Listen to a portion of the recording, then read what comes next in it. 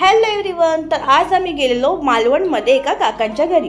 त्या काकांच्या घरी डंकीन होतं. डंकीन मध्ये घरगुती मसाले कुटले जातात. त्यांचं घर जुन्या पद्धतीचं आणि खूप प्रशस्त होतं. घराला लागूनच मोठी अशी नदी होती. पुढ्या उन्हाळ्यातही नदीला पाणी भरलेलं होतं आणि घराला लागूनच आंब्याची व फणसाची भरपूर झाडे होती.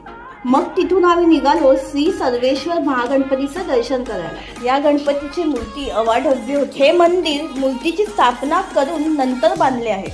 तिथून घरी परत येताना 1:30 वाजला. त्यामुळे रस्त्यातच सानवी किचन या प्युअर व्हेज रेस्टॉरंटमध्ये आम्ही जेवण घेतलं. मी मंचाव सूप आणि मसाला पापड तसंच आई आणि पप्पांनी सानवी स्पेशल थाळी ऑर्डर केली आणि जेवण झाल्यावर रेडबुल पीत आम्ही घरी आलो.